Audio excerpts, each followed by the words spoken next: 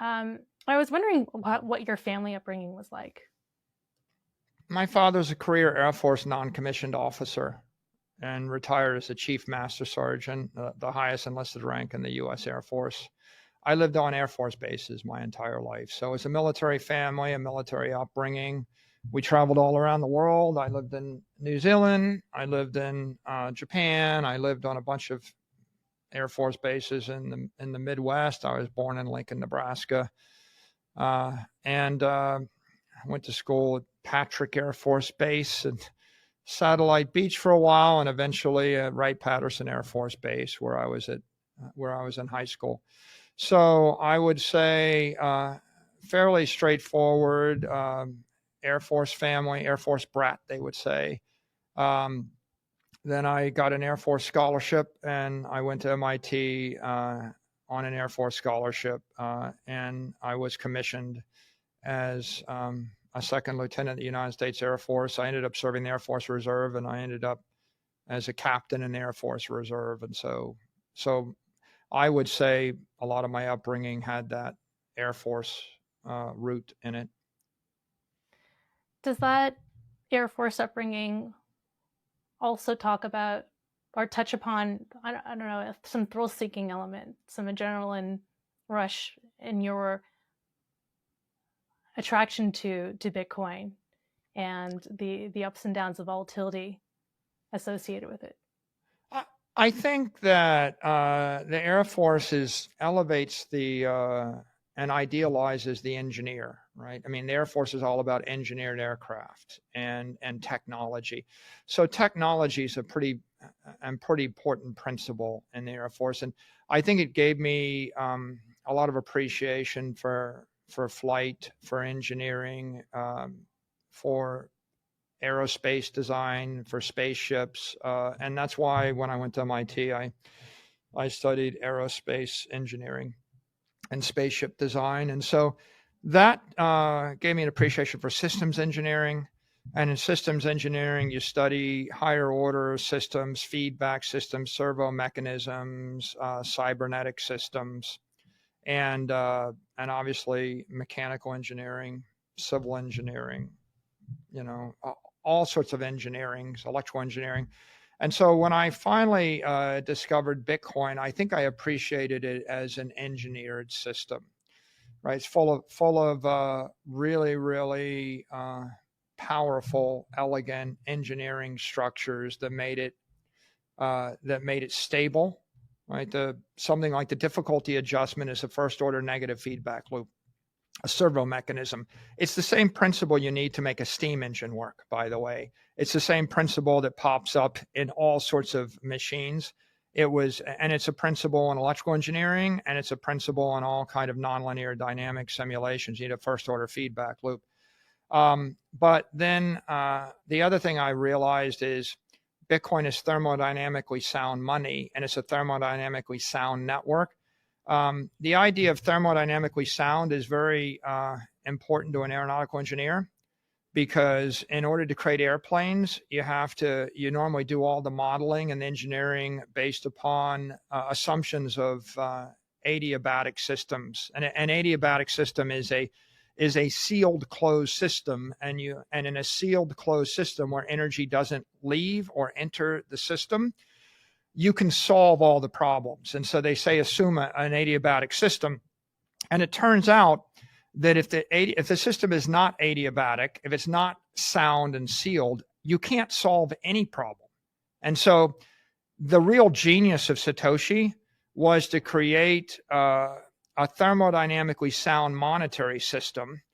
And if I give you the example, I give you a bathtub, there's a leak in it, or I give you a ship, there's a leak in it, or if I give you a plane and there's a hole in the fuselage, you know that that's always the theme of the horror movies, the Titanic, or the window got blown out in the airplane, explosive decompression.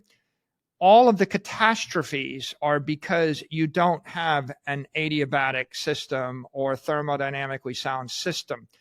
The economic catastrophe, that's the analogy here, is hyperinflation or the collapse of a currency. And so all of my engineering background at MIT was how to design systems that are sound, that work, that a ship that flies, and a ship that doesn't, a plane that flies, a ship that doesn't sink, right? You see them in my house when you see the ships that don't sink, the planes that fly, right? Satoshi was a truly genius engineer, but you could also say Satoshi was simply a competent engineer. Satoshi designed a monetary system using semiconductors, public-private key cryptography, and the internet that was possible for the first time sometime around 2009. It was impossible during the time period of Hayek or von Mises, when all the Austrian economists wrote about this. They didn't have the technology to design a thermodynamically sound monetary system. So they used gold, which was an imperfect network and an imperfect asset. It's kind of like Da Vinci and Michelangelo, or maybe Newton, and Leibniz. They're genius scientists, and they want to design an airship. But if you don't have an internal combustion engine and petroleum, you can't make an airplane. The Wright brothers had petroleum and a motor, an internal combustion engine, and they could create an airplane. Maybe not so theoretically genius, but practically they made us fly. So Satoshi took all of the math, all of the engineering, all of the monetary theory that came in the hundreds of years or thousands of years before him or her, and created perfect money. And so I think my background, drove me to go to MIT. My education was as an engineer and as a systems engineer. By the way, there's another important point. Aeronautical engineers are probably the greatest of all systems engineers, because to create an airplane, you have to master civil engineering, mechanical engineering, metallurgy. You have to master electrical engineering, stability. And if you get anything wrong, the plane crashes and burns. And you can't, for example, you have to build an airplane with aluminum, even though the best material is steel, because steel is so heavy, the plane crashes. You can never fly a steel plane. And so you have to make a compromise. And the compromise is, I have a plane that flies, but it's not as strong as steel. When you're a civil engineer, you use steel, but the building doesn't fly. So if you apply that to money and Bitcoin was an engineered system with compromises. Like, well, why can't you just clear the transactions every 5 seconds? Well, because it's not stable, right? If you want it to be stable, then you have to clear the transactions every 10 minutes. And so, well, why can't you just have infinite block space? Well, because then it's not stable over time and the security collapses.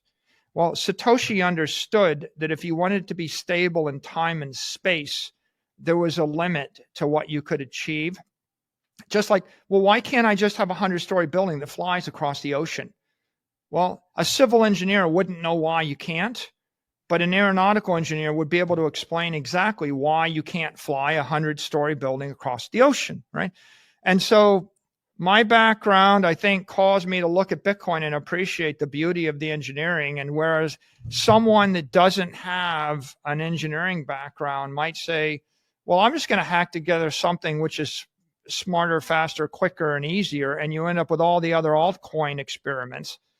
But what they don't do is they don't appreciate the thermodynamic, physical, mathematical, and systems limitations over time and space that a really good system engineer would understand. And so I think that all brought me to where I am today, and it caused me to look at this thing and say, oh my, Satoshi created the perfect monetary network, for the world. And it's like someone gives you steel, you want to build Manhattan. Someone gives you aluminum, you want to build an Air Force.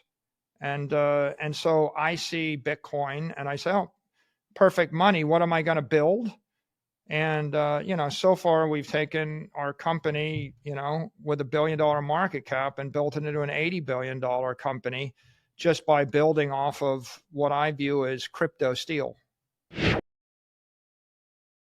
in your plan, the US should acquire 5 to 25% of the total Bitcoin supply by 2035 to generate between $16 to $81 trillion by 2045. I'm wondering, what has been the reception of your plan at the White House by US President Donald Trump? And I'd like to hear you talk about why this is a national security issue. I think the last 2 weeks have been extraordinary for Bitcoin and for the Strategic Bitcoin Reserve because momentum is really building. 2 weeks ago, there were three priorities, or there were three things talked about in the digital assets universe. A stablecoin act, right? The Genius bill, and a bill to create stable coins and issue them in the U.S. And that really addresses the digital currency asset class. And then there's discussion of a market structure bill, and that's to create an entire digital assets framework, presumably to issue something akin to digital tokens or tokenized securities, digital securities. And then there is the Strategic Bitcoin Bill, or the Bitcoin Act. That was the third priority. And it was a question mark of where that was in DC. There was support, but people were wondering. What happened in the past 2 weeks is the Strategic Bitcoin Reserve got elevated to a primary, if not the primary priority, with the executive order. So the president created it. And I think there are some very important things that happened. On Thursday night, about a week ago, the president issued the executive order creating the Strategic Bitcoin Reserve. And in the executive order designated just Bitcoin to go in the reserve, said we should never, ever sell it. Don't sell the Bitcoin. And then directed the Secretary of Commerce and Treasury to look for budget neutral ways to acquire more Bitcoin. That was the strongest endorsement of any asset, I don't know, in 100 years, I think, by a president of the United States. You could imagine if the president has said, I'm directing the government to acquire silver and never sell it, and I want to buy more silver, or pick any asset, it would have been an extraordinary announcement. I think that was followed up by the Digital Assets Summit. And in the Digital Assets Summit, the president reiterated those points, and the Secretary of the Treasury and the Secretary of Commerce and Small Business Administration all were present and reiterated their support. That actually was quite amazing, along with all of the industry leaders being in one place at one time, and of uniform mind. I think Friday night after that summit, I think the most important thing said in this industry in 4 years was said Friday night, and I think it missed a lot of people's attention. I don't think people really realized what happened. David Sachs, the crypto czar, went on the All In podcast, and on the All In podcast, he said unequivocally that the U.S. government only recognizes one crypto asset as being decentralized. So what Sachs said was Bitcoin is a decentralized asset, a store of value. That's why it's in the Strategic Bitcoin Reserve. It's the only one. And so what you had was a member of cabinet responsible for digital assets policy, in essence, providing very clear guidance that Bitcoin is a digital commodity, an asset without an issuer. And that's the policy of the United States and the President of the United States. And I think for 4 years, Gary Gensler at the SEC implied that, in 100 different ways, implied that Bitcoin is a commodity and nothing else is. But he implied it in a fairly obscure fashion that was kind of not very constructive, because he implied it by suing everybody else. What you had here was a different administration articulating it, but in a constructive fashion, because what Sachs said is Bitcoin is the asset without the issuer. If there are other crypto assets in the future that prove to be decentralized, we will consider them when the time comes. So we're not dismissing the possibility there would be another commodity, but right now we recognize one, and our agenda is to provide a legitimate framework to issue digital currencies, digital tokens, and digital securities.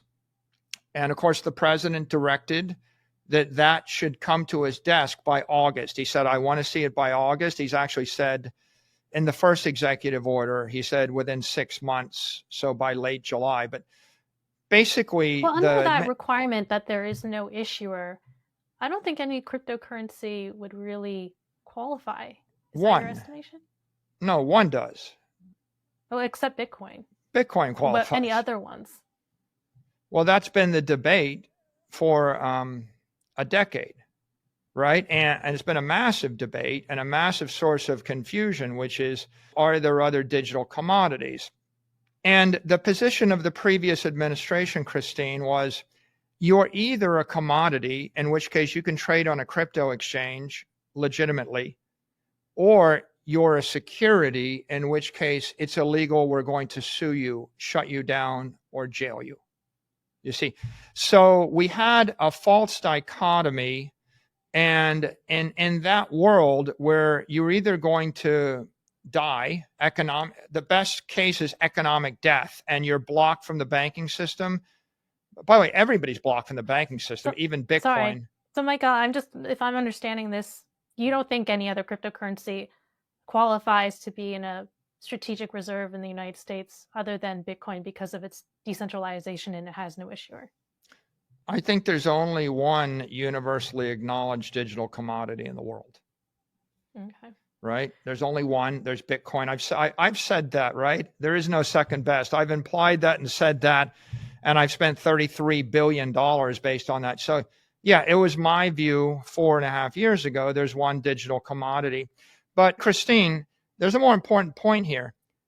Even if there was a second, third, and fourth, like let's take the fork wars, Bitcoin Cash, Bitcoin Satoshi Vision. Even if you fork Bitcoin and you maintain that's a commodity, they're all going to zero if the use case is store of value or money, right? Because if you were to fork Bitcoin and claim it's decentralized, the free market is going to pick the strongest network and it's going to be monetized and everything else is going to zero. So it doesn't matter from a practical point of view. My position is not that you couldn't theoretically create another digital commodity. For example, if China forked Bitcoin and declared China coin and then said it's legal to mine China coin and it's tax-free to hold China coin and you can bank China coin in China, in theory, the power of a nation state could create digital property in China. Just like for example, I acknowledge that real estate in China is an asset without an issuer. I just don't want to own it, right? Like an American doesn't want to own Chinese real estate. An American wouldn't want to own China coin. But in theory, if you understand the economic theory of a crypto commodity, you could create it.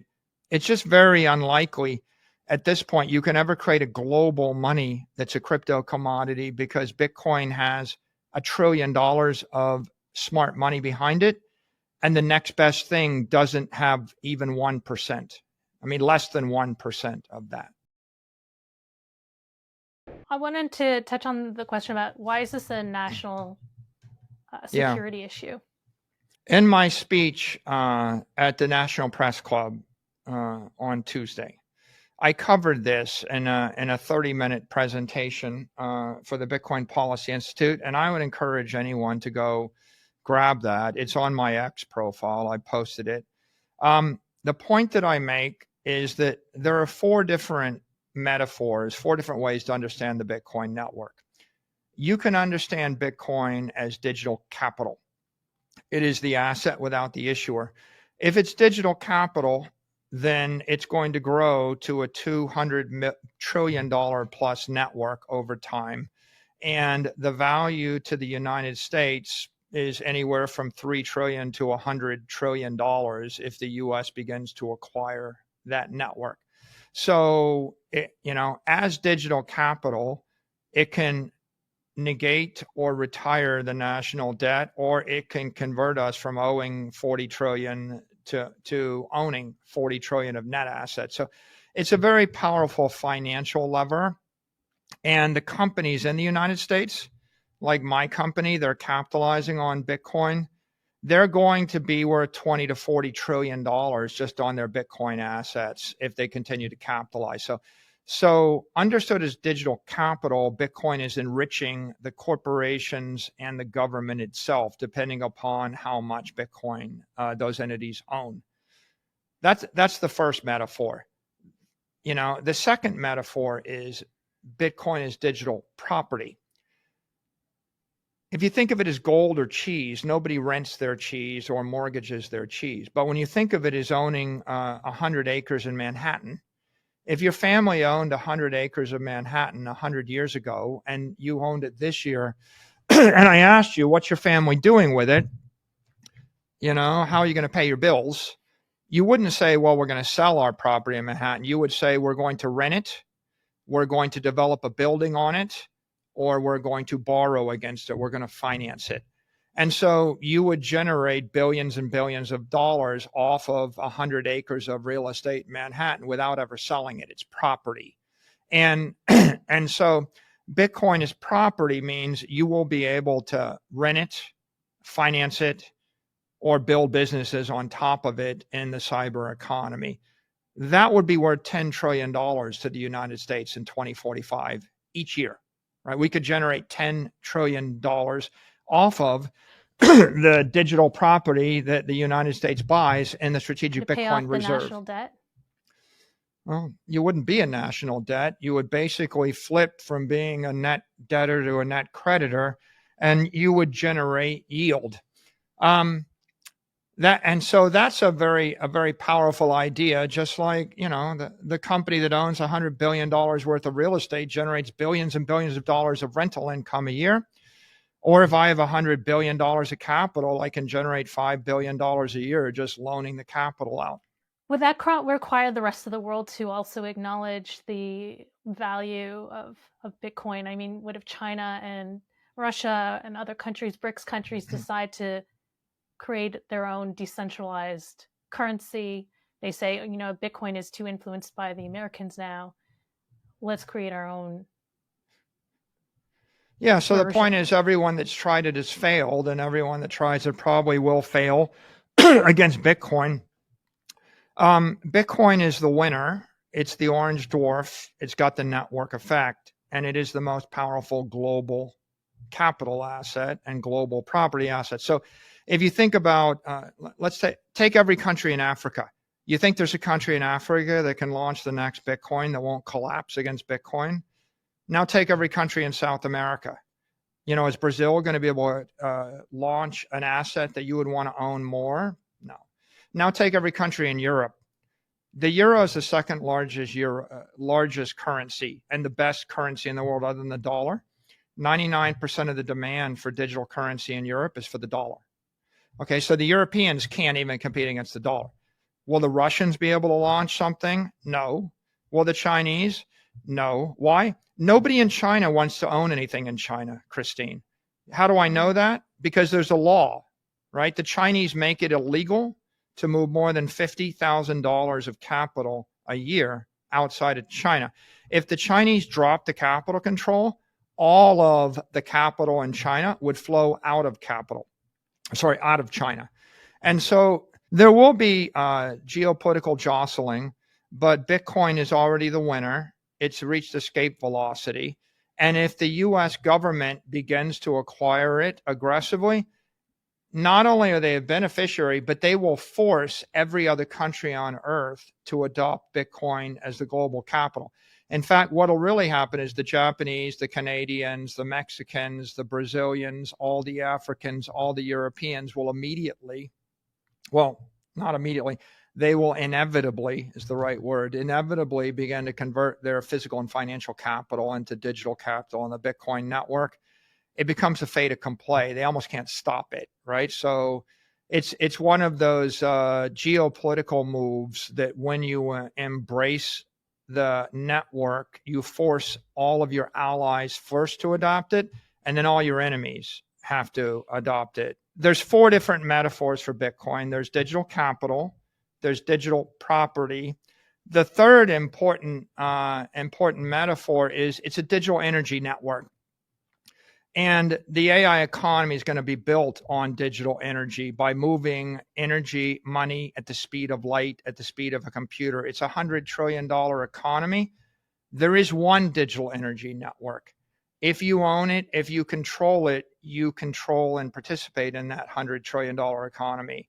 If you don't, you're locked out of the economy. The AIs are going to think 1 million times a second, and they're going to want to trade 1 million times a second with each other. You can't do it without a digital monetary network, and that'll be built on Bitcoin as a settlement network.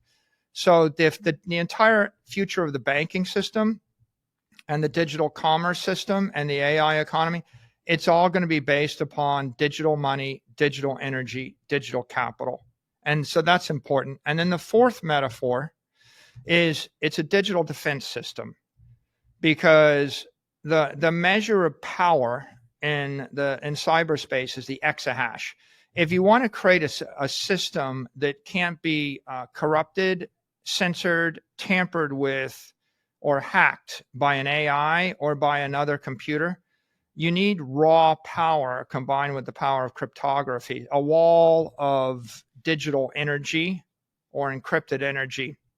And so if I wanted to send $10 billion into a war zone, the only way to do it is with Bitcoin.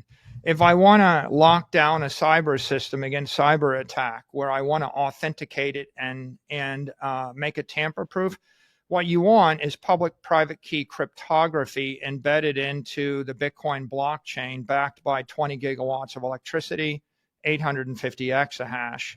No one can crack that, right? And we have a situation today where Satoshi could prove to you in 1 second that they are in possession of $80 billion worth of capital by simply signing a message with their private key. That has profound cybersecurity implications for the country. So when you put them all together, right, digital capital, digital property, digital, energy, and digital defense, what you can see is that you either going to own cyberspace, and owning cyberspace is owning the asset and controlling the network, controlling cyberspace, or your enemy does. And if you lose control of your airspace, you get bombed back to the Stone Age in 1 week. You lose the country. If you lose control of the sea lanes, you lose the country. If you lose control of cyberspace, not only can you not send money between New York and Tokyo, you can't send money between New York and Chicago. You can't even send money between your computer and the computer in the same room next to you in a secure fashion. So in this case, the reason this is important to U.S. digital supremacy is the future economy is digital intelligence, and it's going to need to move digital energy protected by digital power in order to engage in digital commerce. And Bitcoin is that digital energy network, and that's why it's in the best interest of the U.S. to own it. You've said on plenty of occasions that Bitcoin in price is going to go up forever. In your latest presentation, I saw that by 2045, it'll be about $13 million Bitcoin. That's the base case, and $49 million in a bull case and $3 million in a bear case. When will Bitcoin, in your view, or will anything derail that trajectory, in your view? No, I don't think so. I think that when I gave that speech, it was Bitcoin Nashville in July of 2024, and I gave those forecasts. And obviously, I gave them, there's a model, Bitcoin 24, it's published, it's on GitHub, just go Google it, download it, and you can plug in all your own assumptions about inflation and innovation. the two big drivers of Bitcoin price going up are innovation and inflation, right? Bitcoin's going to go up because capital is going to be created by technology. And as the world gets richer, the capital is going to have to find a home. And Bitcoin price is going to appreciate because there'll be more currency, more dollars, more pesos, more rubles, more everything. And the price is going to appreciate because people are going to sell their 20th century physical assets and financial assets and the like in order to buy digital assets. And that trend is going to accelerate as people get educated, because why would anybody want to own a warehouse in the middle of Africa when you could own the equivalent amount of Bitcoin? They're all going to trade when they can. It's just going to be a question of supportive institutions. Give me a safe way to buy $1 billion of it, and then supportive regulations, and then education. So these are all things that are simple to predict. And that was my prediction in July of 2024. But look what happened since then, right? Since then, we had a red sweep. You had a pro-Bitcoin Congress, pro-Bitcoin Senate, pro-Bitcoin House, pro-Bitcoin president. You have every cabinet member, or nearly every cabinet member, owns Bitcoin, is pro-crypto. They're all very supportive. And now you have a supportive Secretary of the Treasury. You have one executive order, directing that we create a vibrant digital assets industry in the United States. You have a second executive order creating a strategic Bitcoin reserve. You have a huge amount of momentum.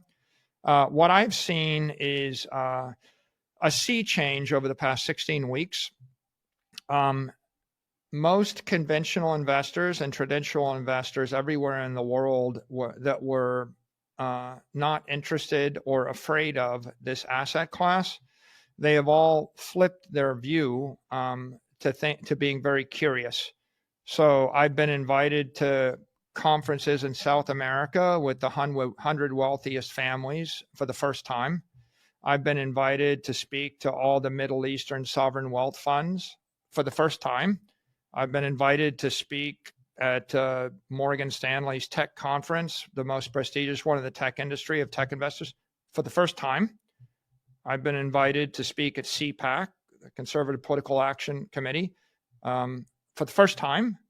I've been invited to the White House to speak to the President of the Cabinet for the first time, right? And so there's that speech that I gave on Tuesday at the National Press Club on, there were 2 senators on stage with me for the first time.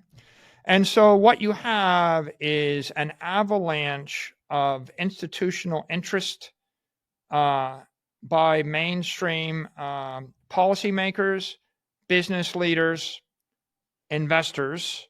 And if you roll the clock back 16 months, none of it existed.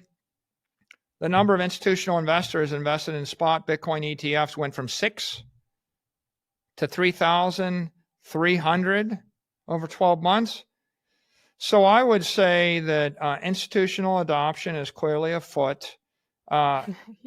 All of the regulators in the world will talk about digital assets and they'll talk about Bitcoin. They won't do anything until Washington, D.C. financial regulators take a position. And so the future of digital tokens, digital currencies, digital securities, and digital commodities will all emanate from Washington, D.C., and every other financial regulator and every banking regulator everywhere in the world will follow. And I'm not just talking our allies, the Brazilians, the Emiratis, the Europeans, our enemies or our quasi-enemies or our frenemies, the Chinese, the Russians, everyone is going to copy the taxonomy and the principles that are set in the United States. And I'm not speculating. I'm telling you from first-person knowledge because I talk to them. I'm saying I talk to people in South America, and they say our banks will not embrace this until the U.S. does it. And so the entire industry has been frozen up until November 5th. And on November 6th, we thought things might get better. But if you look at the parade of positive actions that are good for the digital assets industry, good for the crypto industry, good for Bitcoin. I think it's exceeded everybody's expectations. I don't think anybody expected, every member of the cabinet to be pro crypto, pro Bitcoin.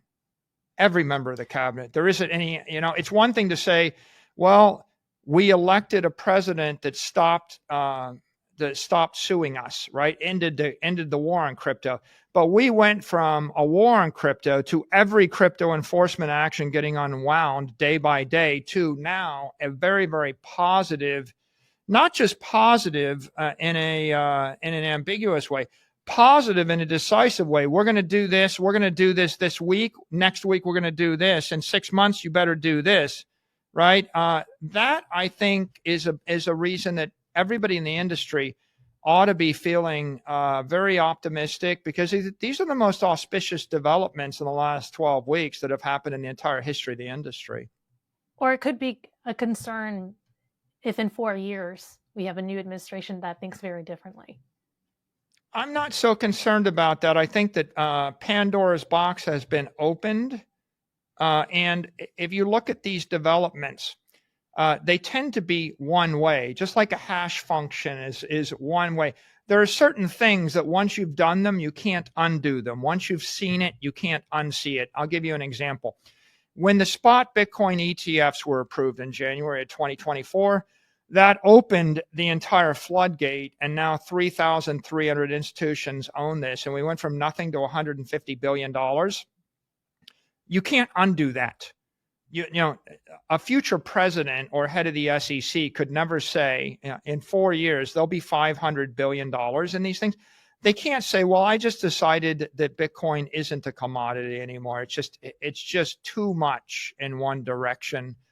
And once banks start to bank Bitcoin, when Bitcoin spreads through the banking system and there's $1 trillion of digital capital in the banking system, it won't just be in the US. It's a virus. And so the virus spreads. And in this case, that means you're going to have hundreds of banks, then thousands of banks, then trillions of dollars that are held by 1 billion people. Okay, so a new president gets elected and maybe they don't like Bitcoin. You can't take $1 trillion out of this system. So it's kind of like a new president saying, I just, don't think that we should have the flu. Well, I mean, or I don't think bunny rabbits should, be able to romp across the continent of Australia. You're not going to put, the genie back in the bottle. These things are viral, exothermal. It's a fire in cyberspace, and it spreads very rapidly. There is a question I wanted you to reflect on generally on government. In the United States, we have these short-term time horizons that change with administrations. We have lawyers, businessmen, entertainers as presidents, whereas in other countries, they have engineers. They have 25-year time horizons. Is that a limitation of American government? I think if you read the Bitcoin Act put forward by Senator Lummis and Congressman Begich, they specify a 20-year minimum holding period for Bitcoin. And the President of the United States has said, never sell your Bitcoin. I think those two utterances by the politicians most heavily involved here are incredibly visionary and auspicious and principled. And so I actually believe that the United States has some very principled leadership that has an ambition to make this nation great. Not make this nation great for 4 years. I think the goal is to make this nation great throughout the 21st century and thereafter. And I think that's the promise of Bitcoin, digital capital. It's the promise of digital assets. It's and I laid out in my strategy. I said we can create $100 trillion of wealth for this nation. We need principled leadership. We need a rational digital assets framework, and we need to remove, crippling restrictions that prevent innovators in the economy from from moving forward as fast as they possibly could.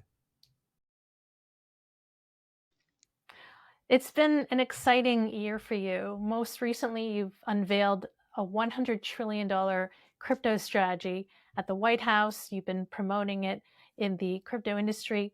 Maybe we can start off with telling us a bit about what's behind this and why America needs to subscribe to this.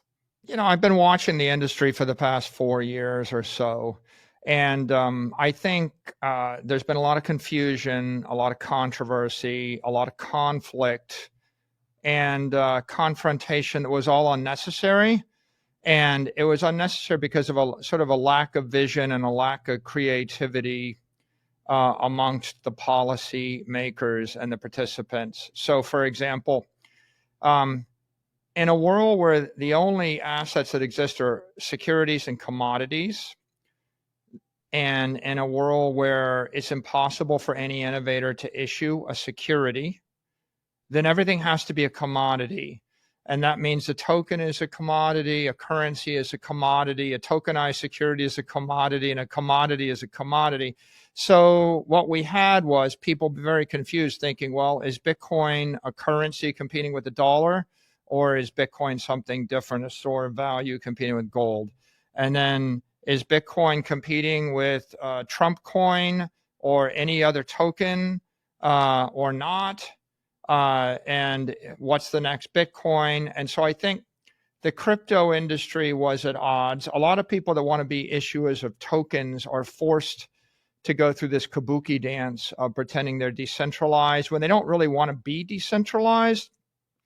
What they want to do is access the capital markets, and they haven't had a way to do it, and we haven't had that discussion. So in my framework that I've laid out, and this is after hundreds of meetings and talking to people in the Senate, in the House, in the SEC, in the CFTC, in the White House, every industry participant, all the Bitcoin investors, all the crypto investors, all the crypto exchanges, all the policymakers.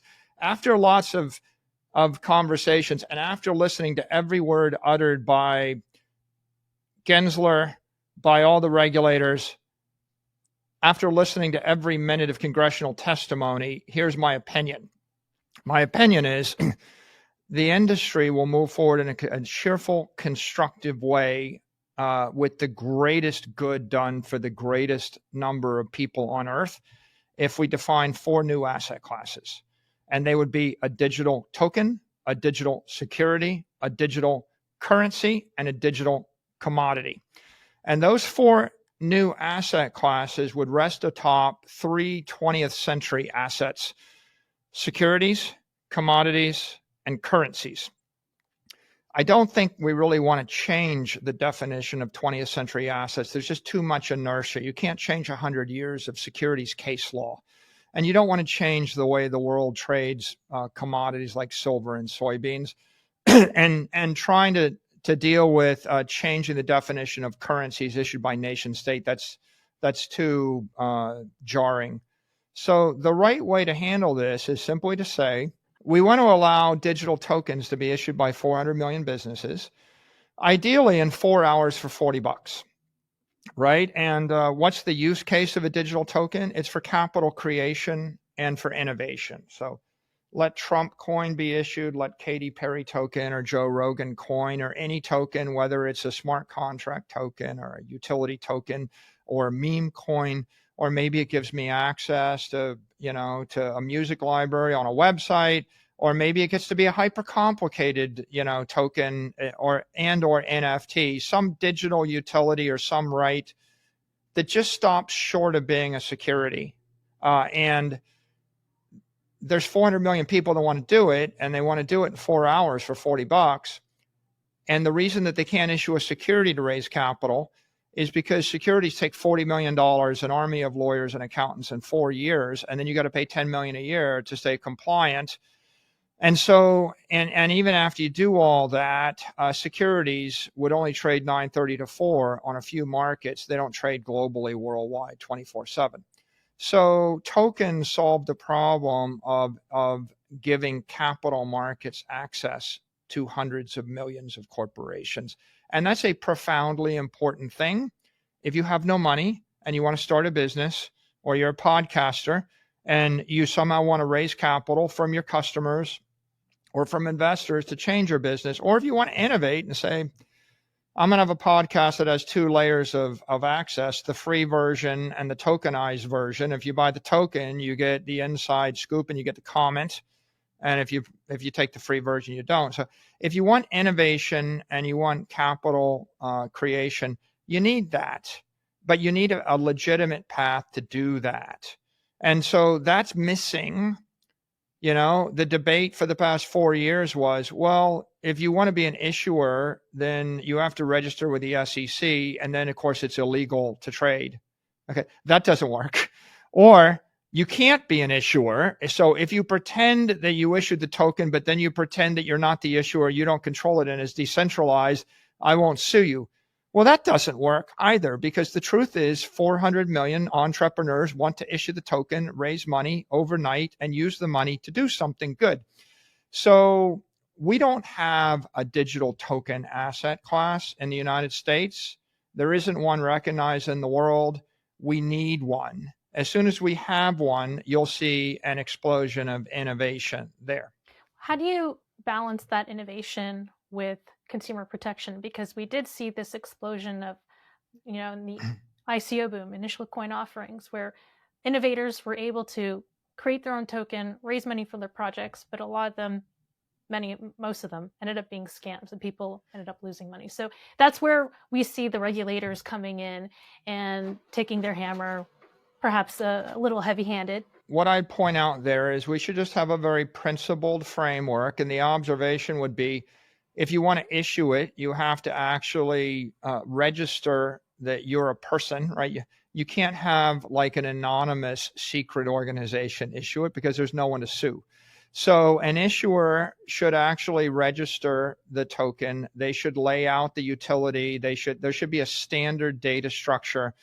It could be hosted by crypto exchanges or by the industry. And then when you issue the token, you say, this is what the token, this is who's issuing it, this is how many there are, these are the rules, this is the utility. And then the issuer ought to be civilly and criminally liable for fraud. Basically, do not lie, cheat, and steal, and you're responsible for the damage you do. That's just a biblical piece of guidance.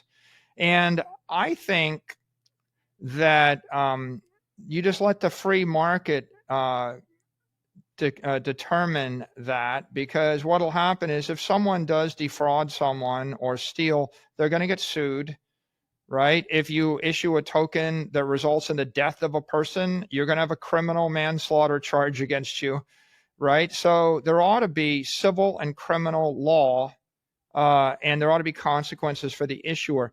But I don't think, and here's the point, I don't think you ought to have to take 4 years and ask permission from a governmental agency before you issue the token.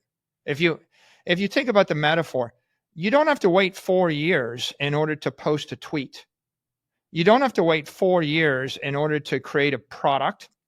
You don't have to wait 4 years to take a trip or drive a car.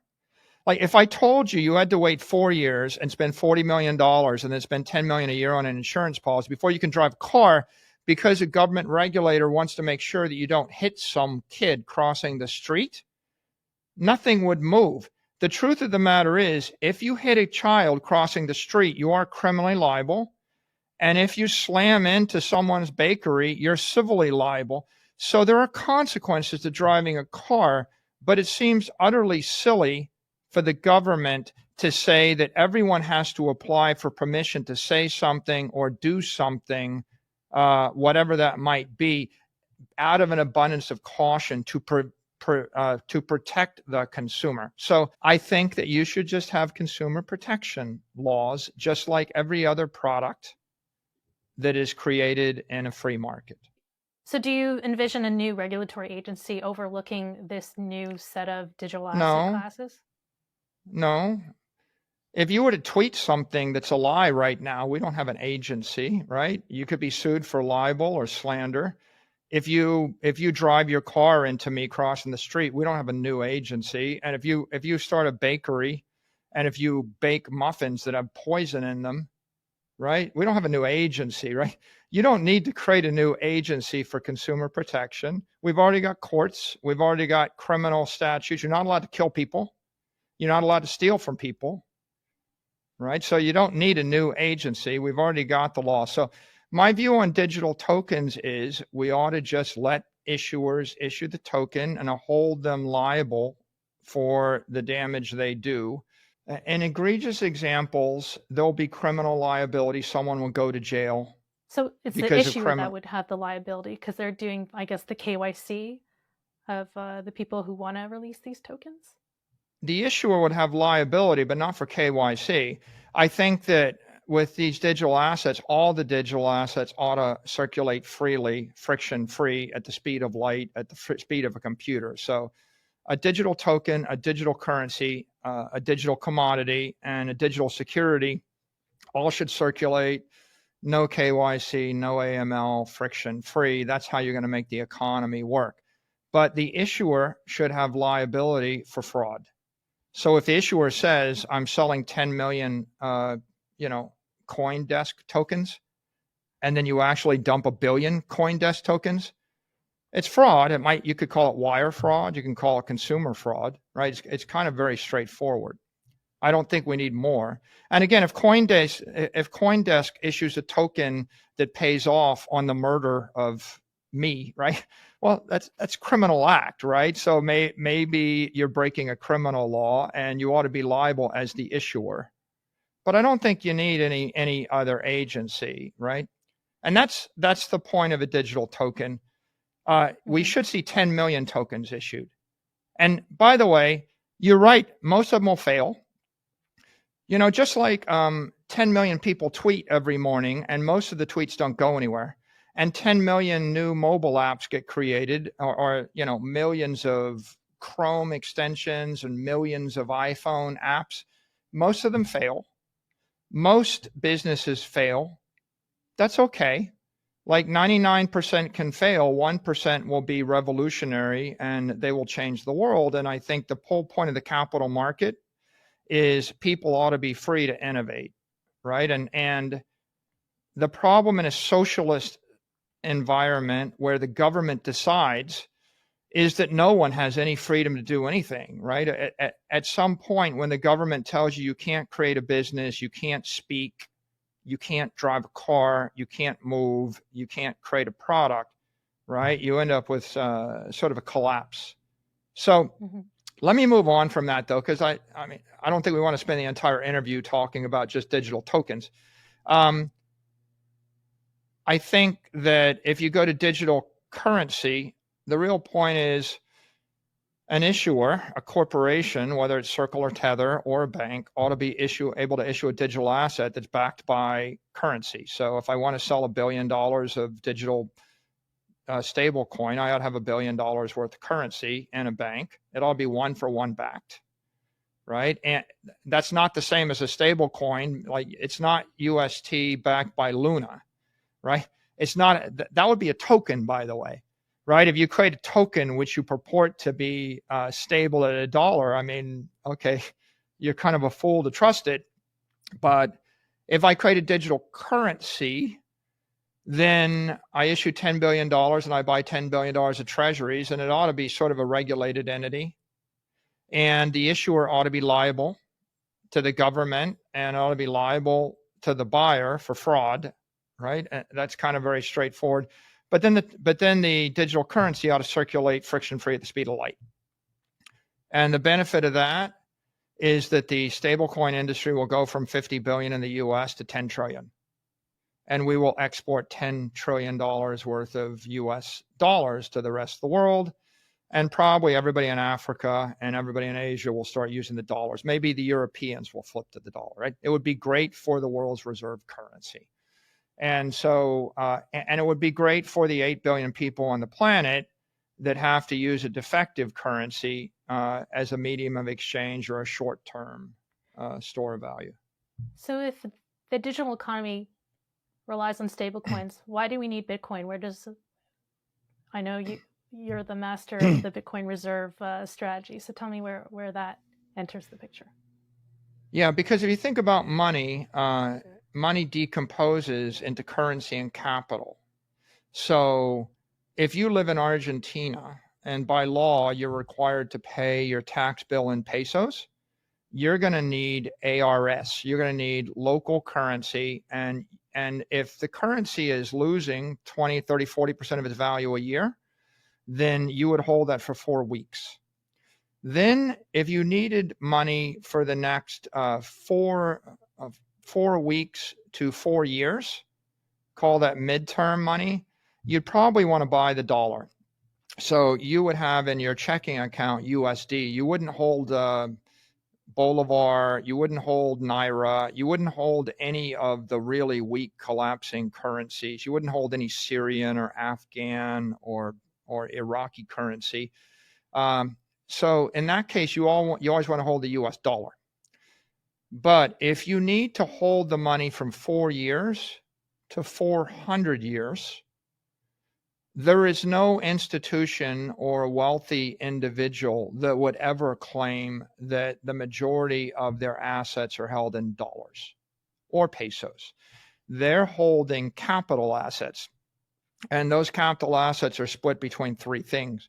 They're either holding bonds. You might be holding corporate bonds. You might be holding treasury bonds. Or they're holding real estate. You're probably owning a building or property or a home or some other tangible physical asset. Or you're holding private equity. I own a company. Or public equity. I have a portfolio of Magnificent Seven stocks or S&P index or something. So think about all the wealthiest people in the world. Elon Musk, Jeff Bezos, Mark Zuckerberg. What percentage of their wealth is US dollars? It's not even 1%, right? So Bitcoin doesn't compete with the dollar. Bitcoin competes with capital assets in the world, right? And there are $450 trillion of those capital assets. So think you own a Nigerian warehouse. You own 1,000 acres in Siberia. You own a private portfolio of Chinese stocks, right? You own a bar of gold, right? Why do you own these things? Because you had to put your money somewhere. So Bitcoin is replacing or competing with those things. If you look at the M2 money supply, I think the US dollar was showing as like 13, maybe 17% of that. And the primary competitors of the dollar are CNY, Euro, and JPY, Yen, Euro, and Chinese currency. So as the stable coin, as the digital currency backed by the dollar starts to circulate, that number is going to go from 17% to 30%, right? And what we're doing is we're really competing with other world currencies. And then the Bitcoin asset is less than 1%. And as it grows, if Bitcoin goes to $13 million a coin, then Bitcoin will go from 0.5% or 20, 30 basis points of the world's capital assets to 13% of the world's capital assets. It will still compete with real estate, equity, and bonds, but it will emerge as like a monetary index for long-term money. And so that's why it's important to understand this idea of digital commodity, because the use case of a digital commodity is not capital creation. That's why all the altcoiners, that's why they don't get, if you have zero money, you can't buy Bitcoin. So if you have zero money, but you're a podcaster, you need to issue a token to raise money. So capital creation is a use case of a token. The use case of a digital commodity is capital preservation and appreciation.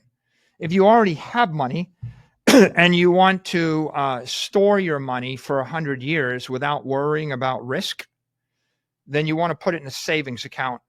And so traditionally, the king commodity as a long-term money was gold.